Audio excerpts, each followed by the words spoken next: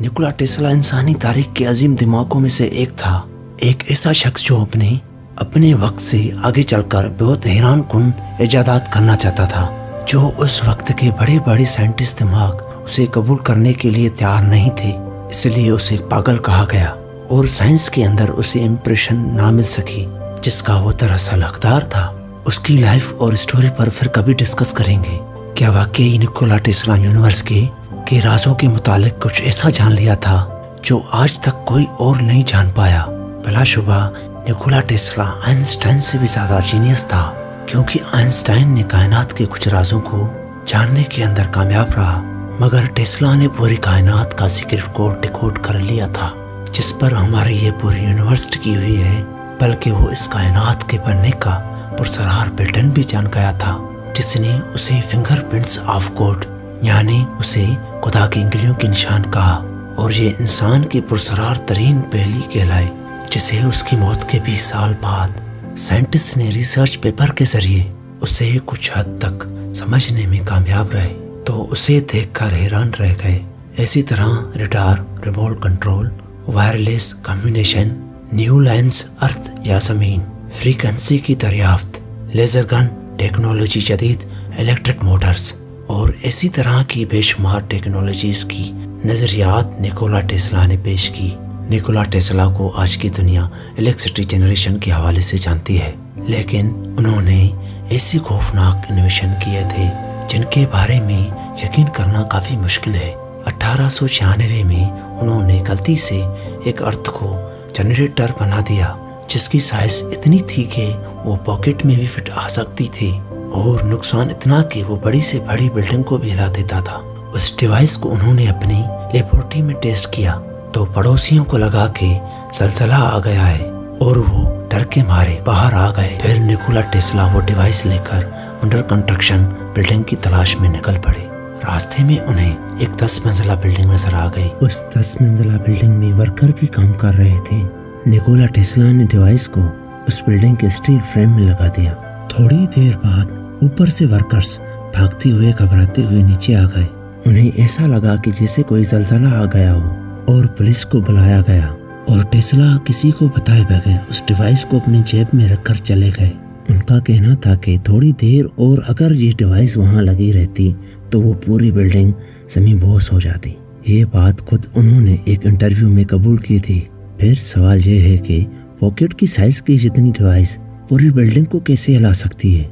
असल में Nikola Tesla ये डिवाइस बनाना नहीं चाहते थे, बल्कि वो एक ऐसे प्रोजेक्ट पर काम कर रहे थे जो कि एक जगह से दूसरी जगह पर एनर्जी ट्रांसफर कर पाए, वो भी बगैर किसी तार के और बगैर किसी खर्चे के।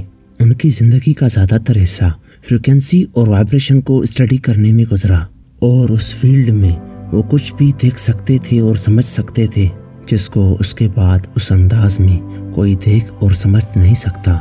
उसका एक आइडिया था कि वो एक डिवाइस के जरिए एक खास फ्रीक्वेंसी वाइब्रेशन पैदा करके उसको जमीन में डालेंगे।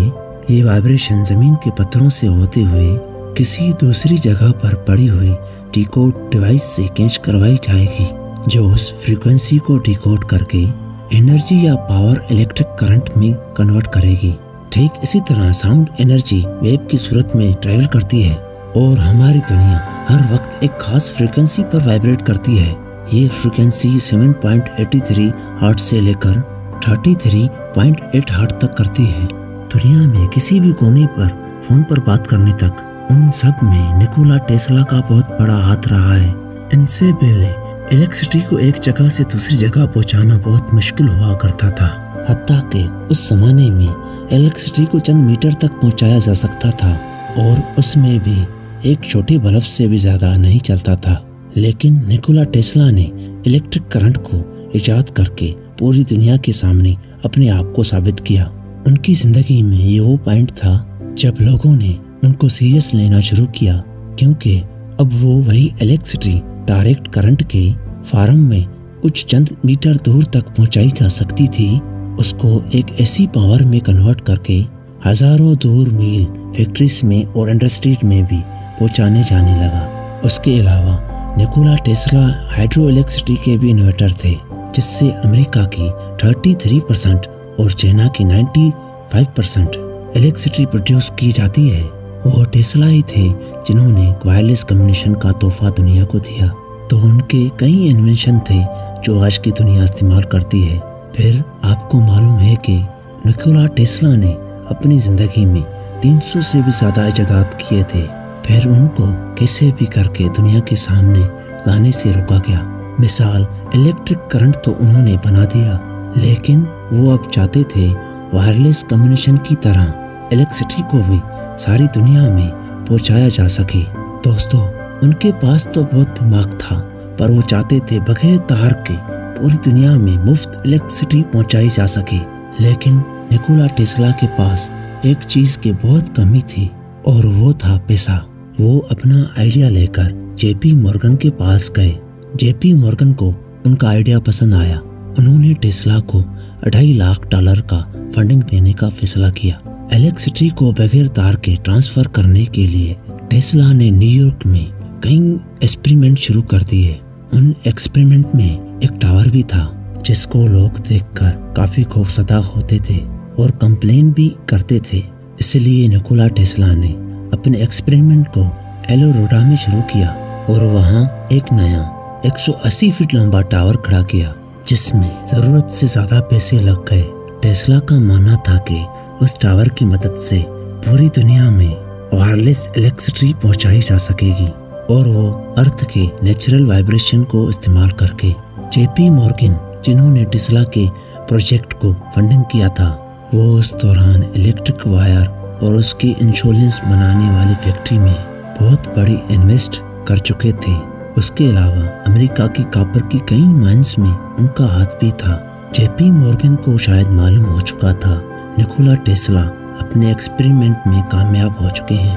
अगर ऐसा हो गया तो ये चीजें उनकी इलेक्ट्रिक वायर्स के बिजनेस को खासा नुकसान पहुंचा सकती है। इसलिए उन्होंने टेस्ला को पैसे देने से न सिर्फ इनकार किया, बल्कि दूसरे इन्वेस्टर को भी उन्होंने मना किया। वो टेस्ला के प्रोजेक्ट में इन्वेस्ट ना करते। निकोला टेस्ला करते भी तो क्या करते, वो अगले कई सालों तक वायरलेस इलेक्ट्रिसिटी का ख्वाब लेकर जीते रहे। 7 जनवरी 1943 में उनकी मौत हो गई।